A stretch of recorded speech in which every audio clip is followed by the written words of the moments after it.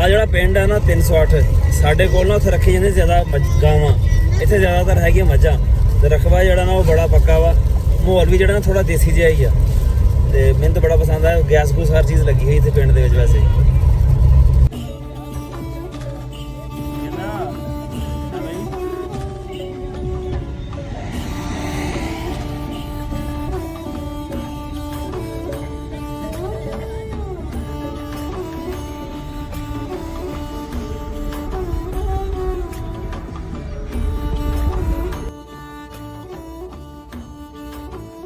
ਜਦੋਂ ਅਸੀਂ ਜਾਂਦੇ ਪਏ ਸੀ ਨਾ ਫੈਸਲਾਬਾਦ, ਅਸੀਂ ਜੇਸ ਹੋਟਲ ਤੋਂ ਰੋਟੀ ਖਾਧੀ ਸੀ ਨਾ, ਸਾਲਣ ਇਹਦਾ ਸਾਨੂੰ ਬੜਾ ਮਜ਼ੇਦਾਰ ਲੱਗਿਆ ਸੀਗਾ। ਅਜਮਨ ਹੁਣ ਉੱਥੇ ਗਿਆ ਖੜਾ ਸਾਲਣ ਲੈਣ ਵਾਸਤੇ। ਉਹ ਪੌਣੇ 7 ਹੁੰਦੇ ਪਏ ਤੇ ਮਗਰੋਂ ਦੀ ਅਜ਼ਾਨਾਂ ਜਿਹੜੀਆਂ ਨਾ ਹੋਣ ਵਾਲੀਆਂ ਵਾ ਤੇ ਸਾਨੂੰ ਘਰ ਜਾਂਦੇ ਤੱਕ ਕਾਫੀ ਹਨੇਰਾ ਹੋ ਜਾਣਾ। ਸਾਲਣ ਇੱਥੋਂ ਲੈ ਲਾਂਗੇ ਨਾ ਤੇ ਘਰ ਜਾ ਕੇ ਫਿਰ ਰੋਟੀ ਜਿਹੜੀ ਪਕਾ ਕੇ ਤੇ ਰੋਟੀ ਖਾ ਲਾਂਗੇ। ਵੈਸੇ ਭੁੱਖ ਸ਼ੁਕਤੀ ਨਹੀਂ ਕੋਈ ਹੈਗੀ। ਰਾਹ ਦੇ ਵਿੱਚ ਵੀ 2-3 ਜਗ੍ਹਾ ਤੇ ਅਸੀਂ ਸਟੇ ਕੀਤਾ ਵਾ ਤੇ ਖਾਣਾ ਛਣਾ ਨਾ ਵੀ ਤਵਾਜ਼ੋ ਤਾਂ ਹੁੰਦੀ ਥੋੜੀ ਬਹੁਤੀ, ਉਹਦੇ ਨਾਲ ਹੀ ਨਾ ਪੇਟ ਫੁੱਲ ਹੋਇਆ ਫਿਰਦਾ ਵਾ। ਹਮਜ਼ਾ ਮਜ਼ਾ ਆਉਂਦਾ ਪਿਆ ਫਿਰ? ਦਰਿਆ ਦੇਖਣਾ ਹੁਣ? ਹੁਣ ਹਨੇਰਾ ਹੋ ਚੱਲਾ ਵਾ।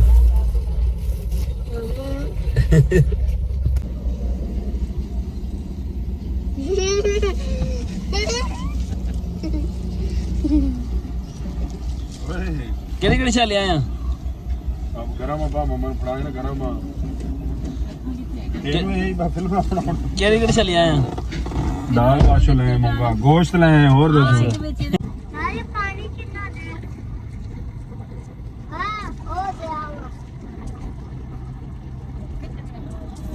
मौली तो का पाऊंगा मौली पर्ची तो गड़ा ही नहीं करूंगी।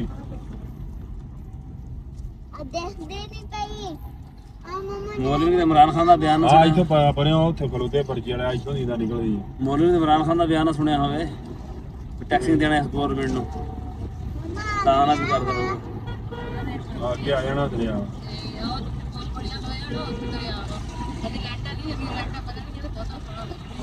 ਲਾਟਾ ਬਾਹੋ ਹੋ ਬਲਦੀਆਂ ਪਈਆਂ, ਥੋੜ੍ਹੀਆਂ ਥੋੜ੍ਹੀਆਂ ਲਾਟਾਂ, ਥੋੜ੍ਹੇ ਥੋੜ੍ਹੇ ਲਾਟਾਂ ਬਲਦੀਆਂ ਪਈਆਂ ਹਜੇ।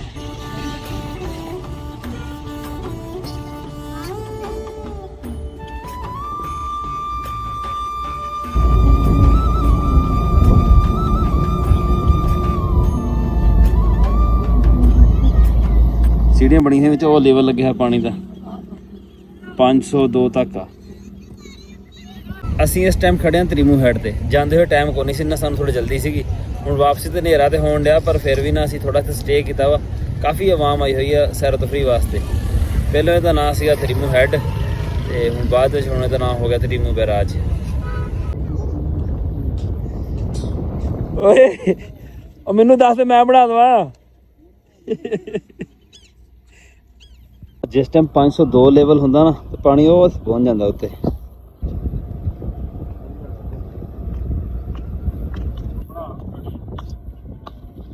ਮੈਨੂੰ ਦੱਸਦਾ ਲੱਗਦਾ ਬੰਦਾ ਮੈਂ ਬਣਾ ਦਿੰਦਾ।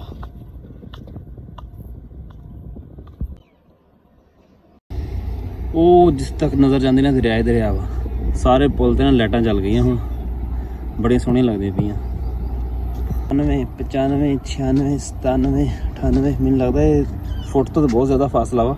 ਮੇਰੇ ਖਿਆਲ 'ਚ ਮੀਟਰਾਂ ਦਾ ਇਹ 500 501 502 ਹੈਡਵੈਸਟਰ ਆ ਗਈ ਕਣਕ ਵੱਢਣ ਵਾਲੀ।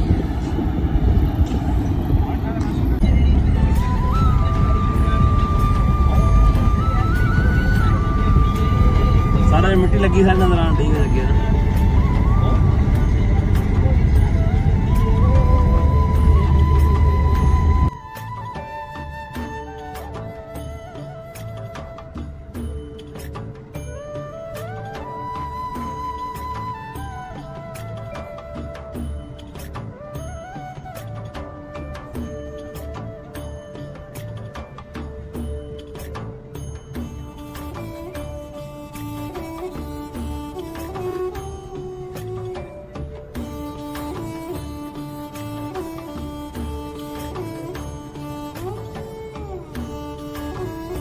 हैदराबाद थल असी पहुँच गए हैं।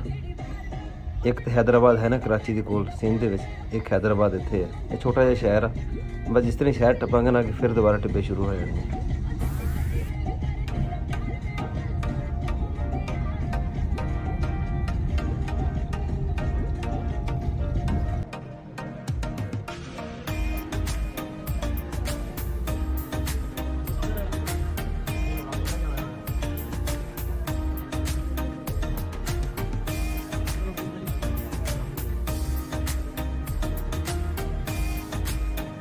ਮਨਕੇਰੇ ਸ਼ਹਿਰ ਅਸੀਂ ਪਹੁੰਚ ਗਏ ਹਾਂ।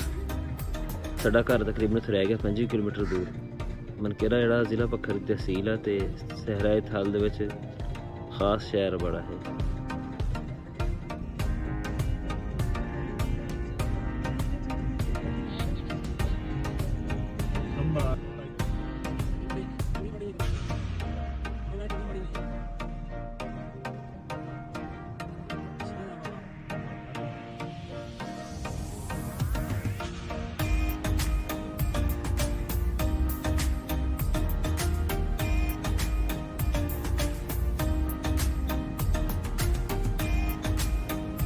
ਅੱਛਾ ਇਦਾਂ ਦੇ ਰੋਡ ਹੋਣ ਨਾ ਸਾਫ਼ ਸੁਥਰੇ, ਸਫ਼ਰ ਕਰਨ ਦਾ ਵੀ ਬੜਾ ਮਜ਼ਾ ਆਉਂਦਾ, ਭਾਵੇਂ ਮੋਟਰਸਾਈਕਲ ਹੋਵੇ ਤੇ ਭਾਵੇਂ ਗੱਡੀ ਹੋਵੇ।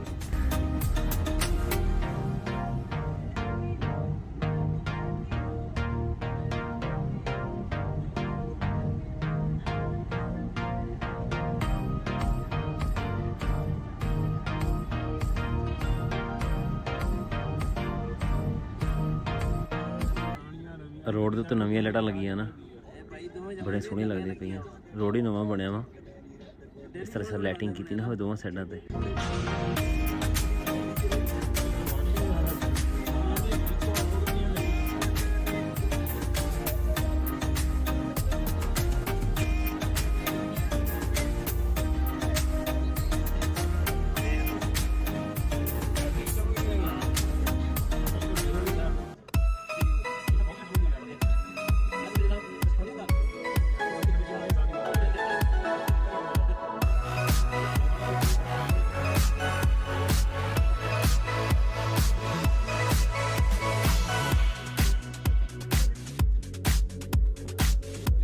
पहुंच गए हैं हम लोग।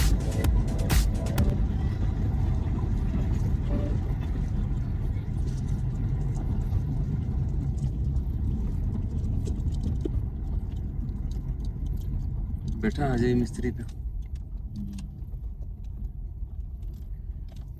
ये करता बैठा।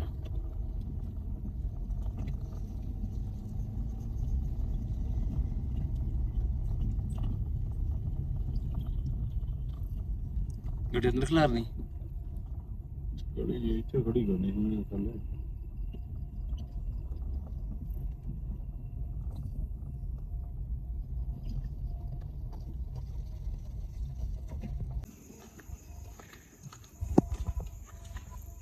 ਬਲਬ ਕਿੱਥੇ ਇਹਨਾਂ ਦਾ।